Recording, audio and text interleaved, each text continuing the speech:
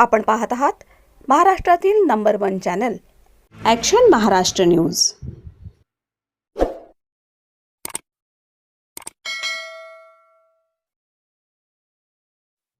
नमस्कार, action Maharashtra news चॅनलमध्ये आपलं सगळ्यांचं स्वागत आहे। जनसंवादातून जनविश्वासाकडे प्रभाग क्रमांक 2 मध्ये भाजप आरपीआय युतीचा विजयाचा निर्धार। भारतीय जनता पार्टी आणि आरपीआय आठवले गट यांनी प्रभाग क्रमांक 2 मधील नागपूर चाळ फुलेनगर परिसरातून सुशिक्षित युवा आणि सर्वसामान्य कुटुंबातून आलेल्या उमेदवारांना संधी देत जनतेवरचा विश्वास अधोरेखित केला आहे। या विश्वासाला मतदार निश्चित विजयात रूपांतरित करतील असा ठाम विश्वास भाजप आरपीआय युतीचे उमेदवार सुधीर वाघमोडे यांनी व्यक्त केला आहे। यावेळी भारतीय जनता पक्षाचे उमेदवार अॅडव्होकेट रेणुका चलवादी, राहुल जाधव आणि भाजप पुरस्कृत उमेदवार आदिती बाबर उपस्थित होते। फुलेनगर आणि इंदिरानगर परिसरात काढण्यात आलेली उमेदवारांची पदयात्रा ही केवळ प्रचारासाठी नव्हे तर जनतेशी थेट संवाद साधणारी जनसंवाद यात्रा असल्याचं वाघमोडे यांनी स्पष्ट केलं। या यात्रेतून नागरिकांच्या प्रश्नांना ऐकून घेण्याचा आणि त्यावर ठोस उपाययोजना करण्याचा निर्धार व्यक्त करण्यात आला। प्रभागातील आरोग्य सुविधा बळकट करणं, शिक्षणाचा दर्जा उंचावणं आणि युवा पिढीसाठी रोजगाराच्या संधी निर्माण करणं हे आमचं प्रमुख ध्येय असल्याचं वाघमोडे यांनी सांगितलं। भारतीय जनता पक्षानं सर्वसामान्य घरातील उमेदवारांना संधी दिली असून हेच उमेदवार सर्वसामान्यांचे प्रश्न प्रभावीपणे सोडवतील असा विश्वास व्यक्त करत प्रभाग क्रमांक 2 मधील नागरिकांनी भाजप आरपीआय युतीच्या उमेदवारांना संधी द्यावी असं आवाहन पूजा जाधव मोरे यांनी यावेळी केलं। Action Maharashtra news, Pune. आज आमची पदयात्रा आहे। आम्ही पदयात्रापेक्षा जनसंवाद यात्रा म्हणतो याला, कारण की लोकांचा आम्हाला या यात्रेमध्ये उत्स्फूर्त प्रतिसाद असतो। सर्वसामान्य कुटुंबातली ही मुलं आहेत, यांना भारतीय जनता पक्ष आणि आरपीआय पक्ष यांनी भरोसा ठेवून यंग लोकांना, एज्युकेटेड लोकांचं पॅनल बनवलेलं आहे। आणि तुम्हाला तर तिकडच्या पॅनल मध्ये माहिती आहे, एका घरामध्ये 2 तिकीट देण्यात आलेली आहेत।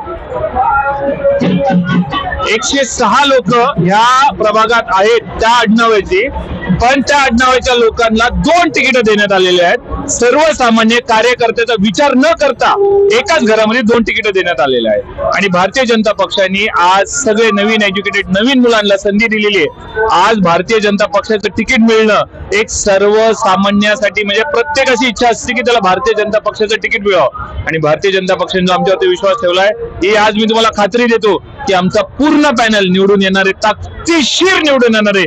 3 कमळ 1 चष्मा हे निवडूनच येणार आहे।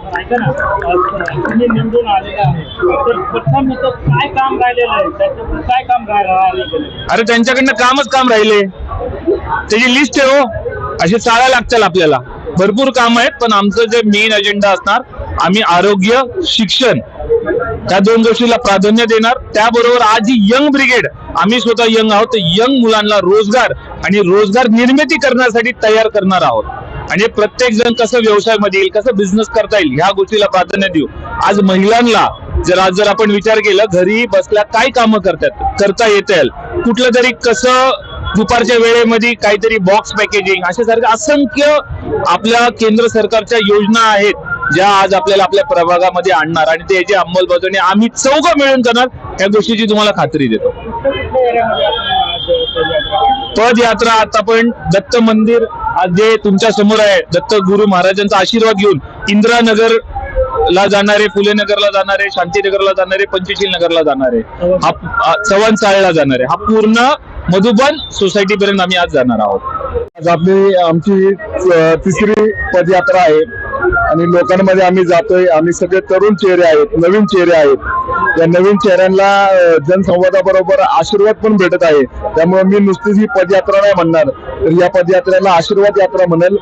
येणाऱ्या काळात या ठिकाणच्या सर्व उच्च शिक्षित, त्याचबरोबर आमच्या वस्ती पातळीतल्या सर्व घरातील नागरिकांनी या 4ही नवीन उमेदवारांना आपण आशीर्वाद द्यावा, प्रचंड बहुमताने विजयी करावं ही विनंती करतो।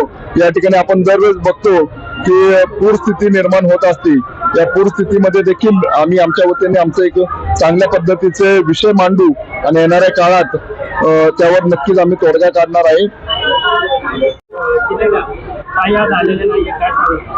ताई येतातच, काही वेळातच जॉईन करतील। आई ही आई असते, बाळाला भूक लागल्यानंतर तिचा जीव तिथं जातो. काही वेळातच ती इथं आपल्याबरोबर जॉईन करेल आणि प्रभागातील महिलांच्या सशक्तीकरणावर तिने 5M पॉलिसी महिलांसाठी तयार केली. तर ती लवकरात लवकर ती स्वतः येऊन त्या 5M पॉलिसी बद्दल सगळ्यांना सांगेल आणि प्रभागातील जी घाण आहे 15 वर्षाची ती लवकरात लवकर स्वच्छ करेल. आता 13 दिवस झालेत.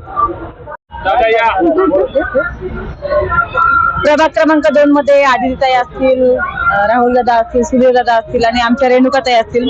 अतिशय सुशिक्षित उमेदवार या ठिकाणी दिलेले आहेत आणि सगळेजण सामान्य कुटुंबातून आहेत. खरं तर सामान्य कुटुंबातल्या मुलांना ही संधी भेटली पाहिजे, कारण की सामान्यांचे प्रश्न हे तेच समजून घेऊ शकतात. म्हणून प्रभाग क्रमांक 2 मधल्या सगळ्या नागरिकांनी या ठिकाणी अशा सामान्य आणि सुशिक्षित उमेदवारांना संधी दिली पाहिजे. आणि कमळ आणि चष्मा हे आपलं चिन्ह आहे, हे घराघरात पोहोचण्याची जबाबदारी सामान्याची आहे. म्हणून ही निवडणूक सर्वसामान्य जनतेने हातात घ्यावी आणि प्रस्थापितांना दाखवून द्यावं की सामान्य जनता काय करू शकते.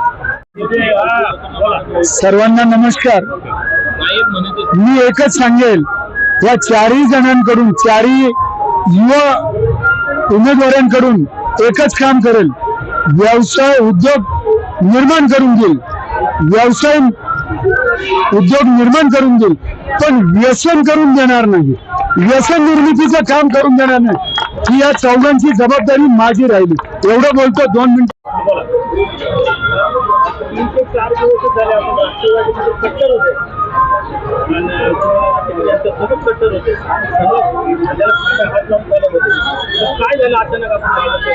मी गेले 22 वर्ष राष्ट्रवादी काँग्रेस पार्टीमध्ये मी एकनिष्ठ राहून मी काम केलं आणि 22 वर्ष काम करत असताना उन्हात तानात गल्ली बोळामध्ये मी राष्ट्रवादी काँग्रेस पार्टीचं चिन्ह पोहोचवलं, नेत्याचा फोटो पोहोचवला. परंतु हे करत असताना पक्षाने माझी जाणीव ठेवली नाही. ज्या माणसाने पक्ष संपवण्यासाठी आतोनात प्रयत्न केले, या ठिकाणाचा स्थानिक उमेदवार जो विधानसभा मतदारसंघामध्ये उभा होता त्यांना पाडण्यासाठी प्रयत्न केले, त्या व्यक्तीला यांनी मला डावलून त्या माणसाला यांनी उमेदवारी दिली. कुठेतरी माझा पक्षनिष्ठा आणि पक्षावर असलेलं प्रेम हे कुठेतरी मला हाड झालं आणि त्या कारणाने मी अजितदादांना पत्र सुद्धा दिलं, मोगे साहेबांना सुद्धा पत्र दिलं. या भागामध्ये आंबेडकरी जनतेचे जवळजवळ 16,000 मतदार आहे, म्हणून त्यांनी आंबेडकरी जनतेच्या सेवेचं काम करणाऱ्या एका चांगल्या तरुण मुलाला त्यांनी संधी द्यायला हवी होती. परंतु पक्षाची निष्ठा असून सुद्धा पक्षवाढीसाठी काम करणाऱ्या कार्यकर्त्याला डावलून इतर जो पक्षाचे विरोधी काम करतो त्याला या ठिकाणी संधी दिली. परवाच्या एका भाषणामध्ये बाणेरला अजितदादा बोलले की अमोल बालवडकरची काय चूक होती. अमोल बालवडकर हा कष्टाने काम केलं, पक्षवाढीसाठी काम केलं, तरी सुद्धा त्याला डावलण्यात आलं. ही महाराष्ट्राची संस्कृती नाहीये. मी आजच्या तुमच्या या बाईटच्या माध्यमातून सांगतो, जर बाणेरमध्ये जर अमोल बालवडकरला डावललं, ही जर महाराष्ट्राची संस्कृती नाही, तसं नागपूरचा हाऊसिंग बोर्ड या प्रभाग 2 मध्ये मला सुद्धा डावलण्यात आलं. ही सुद्धा जर आपल्या महाराष्ट्राची संस्कृती नसेल, हे सुद्धा आपण लक्षात घेतलं पाहिजे. आणि भाजपमध्ये प्रवेश करण्याचं कारण एकच आहे, तर मी आता यापुढे फक्त विकास करणाऱ्या पार्टीचं काम करेल. आणि आज हे तरुण चेहरे बघा तुम्ही 4, हे चेहरे तुम्हाला काय सांगतात या ठिकाणी, यांना ओरडून यांचे चेहरे तुम्हाला सांगतात की आम्हाला विकास करायचा आहे.